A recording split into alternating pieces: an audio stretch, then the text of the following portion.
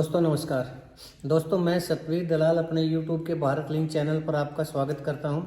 दोस्तों आज हम जिस शख्सियत से रूबरू हो रहे हैं वो गुड़गांव की बहुत ही जानी मानी हस्ती हैं और सिर्फ वो एक समाज सेवी इंसान ही नहीं, भारतीय सेना के वायु सेना के एक बहुत बड़े पदाधिकारी भी रह चुके हैं और 21 साल तक लगभग देश की सेवा की है उन्होंने और अब समाज सेवा में लगे हुए हैं। तो ऐसे इंसान ने हमारे लिए टाइम निकाला। ये भारत लिंक के लिए बहुत ही खुश किस्मती की बात है कि इन्होंने हमारे लिए टाइम निकाला। तो आइए सबसे पहले अपने चैनल पर हम इनका स्वागत करते हैं श्री प्रीतम यादव जी। प्रीतम जी नमस्कार। जी आपका हमारे चैनल पर सर धन्यवाद। जी बहुत बहुत धन्यवाद। आपने अपना कीमती समय निकाला और मुझसे बात करने के लिए आए। मुझे इस लायक समझा कि मैं आपके चैनल को इंटरव्यू दे सकूं। बहुत बहुत धन्यवाद। जी शुक्रिया सर आपका। ये तो बड़पन है आपका यादव साहब। अच्छा यादव साहब, आपने देश की 21 साल तक सेवा की, एक बड़े पद पर रहकर आपने कार्य किया।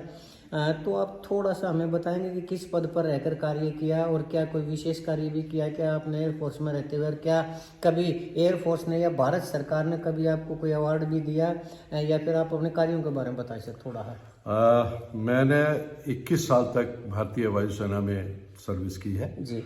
मैं सन 76 में मैंने ज्वाइन की थी भारतीय वायुसेना जी। 77 में मेरे को कमीशन मिला और उसके बाद से पहली पोस्टिंग जो मेरी हुई वो हाकी पेट में फाइटर ट्रेनिंग विंग में हुई और मैं वहाँ पे एज ए पायलट अफसर था जी। और मैं वहाँ पे इंस्ट्रक्टर में था वहाँ पे जी, मैं स्टूडेंट्स को वहाँ पे जो ट्रेनिंग कैडेट्स आते थे मैं उनको लॉ की क्लासेस देता था, जनरल नॉलेज की, एयरफोर्स की जनरल नॉलेज की क्लासेस देता था और मैं वहाँ पे 3 साल रहा एकेडमी में। उसके बाद में मेरी दूसरी पोस्टिंग हुई सूरतगढ़। वहाँ पे मैं एडजुटेंट था, जो नॉर्मल स्टेशन के रूटीन होते हैं, एडमिनिस्ट्रेटिव अफसर के जो काम होते हैं वो मैंने किए। उसके बाद में दिल्ली कमांड में मेरी पोस्टिंग हुई। उसके बाद फिर मैं जयपुर में गया।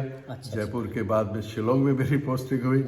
शिलोंग से फिर मेरी पोस्टिंग पठानकोट में हुई। एज ए इनफैक्ट शिलोंग में ही मैंने एक हमारे यहाँ एयरफोर्स में यूनिट होती है P&S unit, provost and security unit, जो ये सब सिक्योरिटी की देखभाल करती है। Air force police basically. मैं उसका CEO था वहाँ पे शिलोंग में भी उस समय के लिए। उसके बाद मेरी पोस्टिंग पठानकोट में हुई। वहाँ पे भी मैंने P&S यूनिट को 3 साल मैंने कमांड किया, CEO रहा मैं उस यूनिट का। उसके बाद फिर मैं वहाँ से ही मेरी कलाईकुंडा खड़गपुर में जो है वहाँ पे मैं P&S यूनिट में CEO बन के आया। APM उसको हम बोलते थे, असिस्टेंट प्रोवोस्ट मास्टर। तो मैं वो वहाँ पे रहा। उसके बाद में फिर वेरियस एडमिनिस्ट्रेटिव जॉब्स मैंने की। कानपुर में मेरी पोस्टिंग हुई। मैं वहाँ पे डिप्टी चीफ एडमिनिस्ट्रेटिव अफसर था, वहाँ पे रहा। वहाँ से फिर मेरी पोस्टिंग हो गई सूरतगढ़ लास्ट में। रिटायरमेंट कब ली सर आपने? मैंने 98 जून में। 98 में। अच्छा, उसी दौरान तो सर एक राजेश पायलट जी जो हमारे केंद्रीय मंत्री हुआ करते वो भी तो फाइटर प्लेन के वो पायलट हुआ करते ना शायद उसी। नहीं, जहाँ तक मेरे समझ में है और जो मैं जानता हूँ कि वो ट्रांसपोर्ट पायलट थे। अच्छे पायलट थे।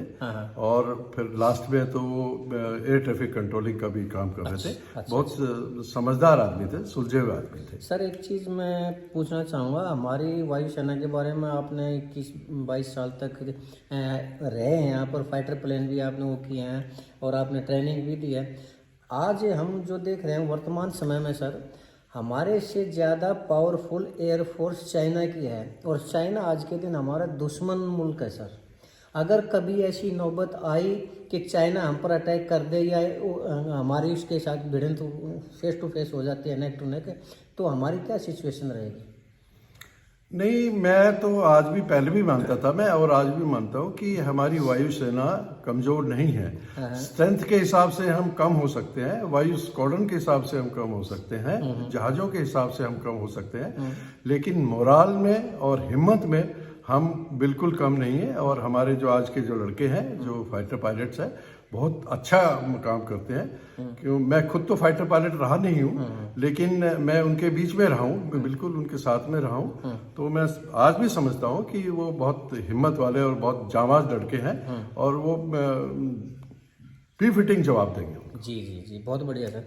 लेकिन सर आप इतने बड़े पद पे थे तो आपने प्री रिटायरमेंट क्यों ले ली? उसकी भी एक कारण था कि मेरे बच्चे इस हायर एजुकेशन में थे, सीनियर 10th 11th में थे दोनों बच्चे जी बल्कि।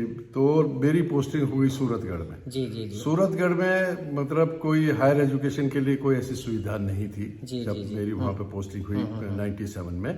तो मैंने वहाँ पे 1 साल नौकरी की और फिर मैंने वहाँ पे पेपर डाल दिए, क्योंकि मैं चाहता था कि मैं वो क्रूशल स्टेज थी, मैं बच्चों को अकेला भी नहीं छोड़ना चाहता था और मतलब मैं उनको साथ में रख भी नहीं सकता था क्योंकि एजुकेशन फैसिलिटीज नहीं थी। जी जी तो इस कारण मैं अपने पिताश्री के सलाह पे मैंने ये प्रीमेच्योर रिटायरमेंट ली और मैं घर आ गया। उसके बाद क्या किया सर आपने? उसके बाद में मैं अपने फादर के जो एग्रीकल्चर काम थे उनमें हाथ बटाता रहा और अपने घर पे रहा, बच्चों के साथ रहा। उनके जो एडमिशन ये कराना था, इधर कराना था। और मैं बड़ा लकी हूँ कि मेरे दोनों बच्चे डॉक्टर बन गए। बेटी आज की तारीख में गायनेकोलॉजिस्ट है, बॉम्बे में है, लीलावती हॉस्पिटल में कंसल्टेंट है। और बेटा मेरा खुद अपने आप काम कर रहा है, ऑर्थोडोंटिस्ट है। जी जी जी। और मैं बहुत खुश हूँ ये किया। आपने रिटायरमेंट के बाद सर्विस नहीं की सर? जो है ना नहीं, अक्सर सर्विस अक्सर नहीं कर की। लेते हैं। सर्विस नहीं की मैंने, इसलिए नहीं की सर्विस मैंने क्योंकि मैं समझता था भारतीय वायुसेना से अच्छी कोई नौकरी हो ही नहीं सकती। और जिस आदमी ने अच्छी नौकरी कर ली हो तो वो फिर उसके नीचे जाने में मेरा मन नहीं किया और मैंने नहीं की। अच्छा अच्छा। फिर आप समाज से भी जुड़े हुए हैं, बहुत बड़े समाज सेवी हैं सर। तो समाज के लिए क्या कुछ किया है आपने, थोड़ा सा हमें बताएंगे? वेल, जब तक मेरे फादर साहब थे तो मैं बाहर नहीं निकलता था। मैं बाहर बिल्कुल नहीं जाता था। कोई समाज सेवा में मेरा कोई इंटरेस्ट नहीं था, सच्चाई ये है। मैं तो एक वही फौजी मेंटेलिटी थी मेरी, अपना ठीक है, अपना जो अपना काम किया बस ठीक है, जो कह दिया पिताजी ने वो अब काम कर लिया। लेकिन उनकी डेथ के बाद में 2009 में तो उनके जो कुछ साथी थे, उनके जो फ्रेंड्स थे, उन्होंने मेरे ऊपर थोड़ा सा प्रेशर भी डाला, समझाया कि नहीं भाई ये ठीक नहीं है, भाई आपको इसको आगे बढ़ाना है। भाई साहब के मेरे फादर आईबी से डीएसपी रिटायर्ड थे। वो कहते थे कि भाई डीएसपी साहब के जो काम है उनको तो पूरा करना है, उनको लगना है, देखो आप। तो मैं भी उनके साथ लग गया और फिर धीरे धीरे मुझे भी उसमें इंटरेस्ट आने लगा समाज सेवा में और धार्मिक कामों में। बस क्या क्या कार्य किए सर आपने? सबसे पहले मैं जुड़ा खाटू श्याम में। एक हमारे फादर साहब और उनकी टीम ने एक धर्मशाला का निर्माण शुरू किया था। जी। उनसे पहले भी मेरे फादर काफ़ी धर्मशालाओं के निर्माण में समाज कार्य में लगे हुए थे। अच्छा अच्छा। लेकिन मैं उनसे मेरा कोई मतलब मैं जुड़ा हुआ नहीं था उनसे, वही फादर साहब ही देखते थे। और जब उनकी डेथ के बाद खाटू श्याम जी के मैं जुड़ा। अच्छा। और फिर समाज ने फिर मुझे जब मेरे जुड़ने के बाद में सन 13 में मुझे उसका प्रधान भी बना दिया। अरे अब तक है? मैं आज की तारीख में मैं आपसे बात कर रहा हूँ तो मैं भी खाटू श्याम जी का मैं प्रधान हूँ। ये जो आपने धर्मशाला बताई सर खाटू श्याम में, क्या ये सिर्फ यादव भक्तों के लिए है या कोई दूसरे? जी नहीं, ये यादव समाज ने बनाई है, इसलिए इसका यादव धर्मशाला का नाम है। लेकिन ये सेवा सब समाज की, सब बिरादरी की, 36 बिरादरी की सेवा करती है। और एक खासियत और है इस धर्मशाला में कि हम जो चार्जेस, जैसे ठहरने के लिए कमरे के चार्जेस क्या है वो दान ही समझो, उसमें जो फिक्स किया हुआ है कमेटी ने, वही पैसा हम यादव समाज के लोगों से लेते हैं और उतना ही पैसा हम दूसरे समाज के लोगों से लेते हैं। कोई भेदभाव नहीं है, सब बराबर की सर्विस है, एक ढंग से सब बराबर है। अच्छा सर, गुड़गांव के अंदर एक संस्था है यादव कल्याण परिषद, क्या आप उससे भी जुड़े हुए हैं? मैं शुरू में मैं फादर साहब की डेथ के बाद में थोड़े दिन मैं वहाँ से जुड़ा था। लोगों ने उनके लिए भी कहा, मैं वहाँ पे जाता था क्योंकि मेरे फादर का उस संस्था से बहुत लगाव था। उन्होंने बहुत काम किया है, जो मैं सुनता हूँ समाज के लोगों से, बहुत काम किया उन्होंने। और जो दिखने में भी आता है, आज जो अच्छा मंदिर भी बना है वहाँ पे, धर्मशाला भी है, सब कुछ है। मैं जुड़ा उससे। अच्छा। और देखता था मैं, लोग वहाँ पे इलेक्शन की बातें शुरू हुई तो मैं सबको हाथ जोड़ के यही कहता था कि भाई इलेक्शन नहीं होने चाहिए, इलेक्शन नहीं होने चाहिए। लेकिन फिर भी वहाँ से ये हो गया कि इलेक्शन चालू हो गए। और अब सच्चाई है कि मैंने हाथ जोड़ लिया कि भाई मैं वहाँ पे नहीं, मतलब मैं कोई इंटरेस्ट नहीं लेता हूँ। मैं वहाँ पे पिछले 4 सालों से लगभग मैं बाहर ही हूँ। जी। अच्छा सर, यादव कल्याण परिषद के बारे में मैं एक चीज़ कहना चाहूँगा। आपको लगता नहीं कि एक राजनीति का अखाड़ा बन गई है? यादव कल्याण, इसका मकसद तो था यादवों के कल्याण के लिए, लेकिन अब इसमें चुनाव निकलना, बाहर होना, अंदर आना, दूसरी संस्थाएं बनाना, क्या ये उचित है जब कल्याण है तो? बिल्कुल उचित नहीं है। ये मेरे पर्सनल विचार है, बिल्कुल उचित नहीं है। और ऐसा उसमें राजनीति की कोई बात नहीं होनी चाहिए। लेकिन जैसे आप कह रहे हो, आप बिल्कुल ठीक कह रहे हो। मुझे भी लगता है कि वहाँ पे राजनीति मतलब बहुत आ गई है, और यही एक बेसिक कारण था कि मैंने अपने पैर पीछे खींच लिए। अच्छा सर, आप समाज से काफ़ी गहराई से जुड़े हुए हैं, तो क्या आप सिर्फ यादव समाज से जुड़े हैं या यादव समाज से बाहर भी आपने कुछ किया है लोगों के लिए? नहीं, ये बिल्कुल ठीक बात नहीं है कि मैं खाली यादव समाज के लिए करता हूँ। मैं दूसरे समाज के लिए भी करता हूँ, और जो मुझसे बन पाता है मैं वही करता हूँ। हाँ, एग्जाम्पल के मैं बताता हूँ कि हमारे गांव में, जब उसमें हमारे गांव में सभी बिरादरियां हैं, तो वहाँ पे एक मंदिर, बहुत छोटा सा एक मंदिर था। तो गांव वालों ने मीटिंग की कि भाई हमारा बहुत ही छोटा सा एक कमरे का ही मंदिर था, बहुत ही छोटा सा मंदिर था। तो उन्होंने कहा कि नहीं, थोड़ा सा बड़ा मंदिर बनाना चाहिए। तो गांव वालों की सहमति थी, सबने मंदिर बनाया। और उसी दिन, जिस दिन वो पंचायत हुई थी गांव की, उस दिन उन्होंने कहा कि नहीं जी, आप ये काम संभालोगे, क्योंकि वो देख रहे थे कि मैं खाटू श्याम जी में काम संभाल रहा हूँ। तो उनको शायद ये लगा होगा मैं बहुत अच्छा काम करूंगा और मैं कर सकता हूँ ये सब काम, लोगों को जोड़ सकता हूँ, दान भी लोगों से मांग सकता हूँ, और मेरे कहने से लोग दान भी देंगे। तो मैंने समझा शायद यही कारण रहा होगा। तो उन्होंने मेरे को प्रधान बनाया, और ऊपर वाले की मेहरबानी से, श्री राम भगवान शंकर की मेहरबानी से, कृष्ण भगवान की मेहरबानी से मंदिर बना। आज उसकी पूजा भी हो रही है, काम अभी भी चालू है, ऊपर डोम का काम, और बहुत भव्य मंदिर बन के आया उसमें। तो ऐसा नहीं है कि मैं ये अकेली यादव के लिए मैं करता हूँ। अच्छा, क्या आप किसी राजनीतिक पार्टी से भी जुड़े हुए हैं? नहीं साहब, मैं किसी राजनीतिक पार्टी से जुड़ा हुआ नहीं हूँ, ना मैं किसी का कोई सदस्य हूँ। और मैं आगे एक बात और बता दूं, इससे पहले मेरे से आप दूसरा क्वेश्चन करो कि आप ज्वाइन करना चाहोगे। नहीं, मैं आगे ज्वाइन भी नहीं करूँगा। मैं जो कुछ बन पाएगा सामाजिक और राजनीति से दूर रहूँगा। सामाजिक और धार्मिक मैं जरूर करता हूँ जो मुझसे बन पाए। पहले तो आपने हमारा एक क्वेश्चन छीन लिया, मैं यही पूछना चाह रहा था आपसे वास्तव में। लेकिन सर, राजनीति भी तो एक सेवा का माध्यम है ना। अब देखिए, जो सरकारें आती है वो अपने अपने समुदाय के लिए या प्रदेश के लिए या देश के लिए कुछ न कुछ करने का प्रयास करती है। तो मुझे नहीं लगता कि राजनीति कोई बुरी चीज़ है। नहीं, मैंने ये तो नहीं कहा कि राजनीति बहुत बुरी चीज़ है, लेकिन मैं लगता हूँ कि मैं शायद इस फील्ड के बारे में मैं कुछ जानता नहीं हूँ, मैं कुछ कर नहीं पाऊंगा, इसलिए मैं सोचता ही नहीं इसके बारे में। तो फिर सर, आप इतना समाज की सेवा करते हैं, इतना दान धर्म करते हैं, इतना लोगों की मदद करते हैं, जब कोई राजनीतिक आपकी हसरत है ही नहीं, तो फिर क्यों करते हैं? नहीं, ये तो कोई सवाल मैं ठीक नहीं समझता हूँ कि राजनीति हसरत हो तभी आप भी धार्मिक और सामाजिक कार्य करते हैं। अक्सर हमने देखा है कि लोग इस समाज के उससे करते हैं और फिर अपना एक ग्राउंड बना के। बिल्कुल आप ठीक कहते हो, लोग होते होंगे ऐसे, बहुत लोग भी होते होंगे, लेकिन मेरी ये भावना नहीं है। अच्छा सर, एक सवाल हम और पूछना चाहेंगे, देश और प्रदेश के लिए आपकी नज़र में कौन सी पार्टी बेहतर है? नो, मैं कुछ नहीं कहूँगा इसके बारे में। जब मैंने आपको बताया ना मैं किसी पार्टी से हूँ, तो मैं इसमें कुछ नहीं कहूँगा। चलिए, भविष्य की क्या योजना है आपकी? बस जैसा ऊपर वाला चला रहा है ऐसे चलता रहे। थोड़ी सी जो करवा पाएगा, जो मैं सामाजिक और धार्मिक काम थोड़े बहुत जो कर पाऊँ। अब मैं भी 70 साल का हो गया हूँ, तो अब जो बन पाएगा जरूर सामाजिक और धार्मिक काम जरूर करूँगा। बस चलता रहे ऐसे।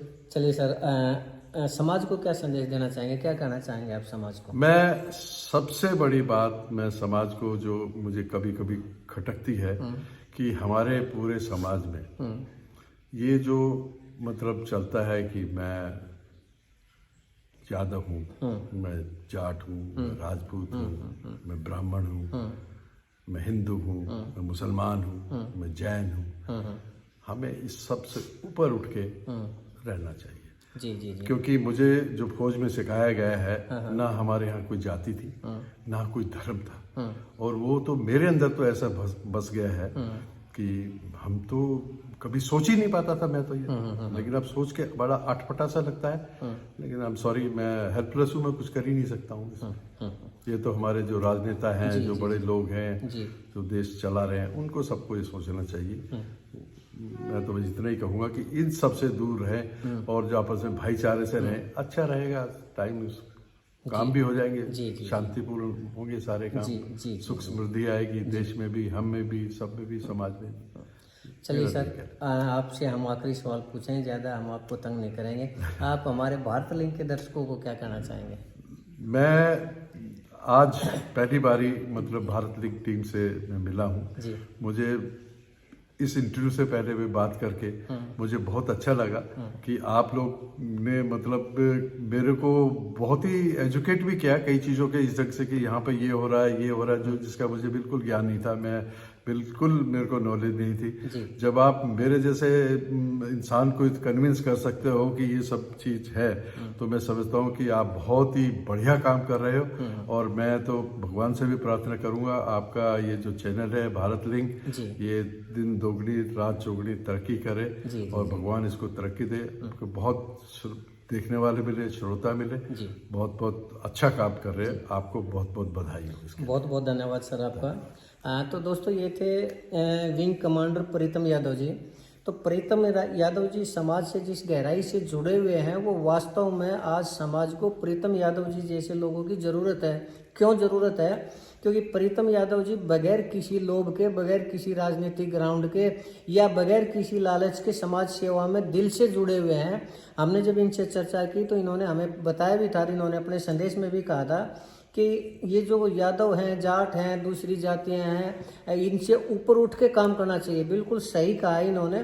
ये जातियां हैं दोस्तों, ये इंसान की बनाई हुई हैं। ये धर्म है, ये इंसान के ने अपने फायदे के लिए बनाए हैं। परमात्मा ने सिर्फ इंसान पैदा किए हैं। तो हर किसी को हम यही कहना चाहेंगे, तो यादव जी ने कहा भी है, प्रीतम जी ने, कि जातियों से हमेशा ऊपर उठ के काम करें, तभी हम भगवान की सच्ची सेवा कर सकते हैं, तभी हम एक सही मायने में समाज सेवा करते हैं। तो इनके जो विचार आपने सुने, हमने सुने, वास्तव में मुझे तो इनसे बहुत प्रेरणा मिली। और मैं ये भी कहना चाहूँगा कि आप लोगों को भी प्रीतम यादव जी जैसे समाज सेवी इंसानों से, जो बगैर किसी लोभ के, बगैर लालच के सिर्फ इंसान समझ के सेवा करें, ऐसे लोगों से प्रेरणा जरूर लेनी चाहिए। और हमें भी जितना भी संभव हो सके बगैर किसी जाति के, बगैर किसी धर्म के लोगों के लिए कुछ ना कुछ करना चाहिए। तो इसके लिए हम प्रीतम यादव जी का बहुत बहुत धन्यवाद करते हैं कि इन्होंने अपने कीमती समय में से हमारे लिए टाइम निकाला। और दोस्तों, आपका भी हम बहुत बहुत धन्यवाद करते हैं कि आपने प्रीतम यादव जी के विचारों को सुना और आपने हमारे इस प्रयास को देखा। तो अगर आपको हमारा ये प्रयास अच्छा लगा तो हम आपसे गुजारिश करना चाहेंगे कि दोस्तों, आप हमारे इस भारत लिंक चैनल को तो सब्सक्राइब करें, लाइक और शेयर करें। और दोस्तों, हमने एक चैनल का और निर्माण किया है, BL ग्लोबल, जो कि ग्लोबल लेवल के ऊपर है, जो पूरी दुनिया में हम उसको ऑपरेट करने की सोच रहे हैं। आप हमारे BL ग्लोबल चैनल को भी दोस्तों ज़रूर सब्सक्राइब करें, ताकि उसमें भी हम अच्छी लोगों की विचारधारा या फिर राजनीति के ऊपर टिप्पणियाँ या और समाज के ऊपर टिप्पणियाँ या फिर कोई जानकारी देनी हो तो उस चैनल के माध्यम से भी हम आपको दे सकें। इसके साथ ही आपका बहुत बहुत धन्यवाद। प्रीतम जी, आपका भी धन्यवाद। नमस्कार, जय हिंद। जय हिंद।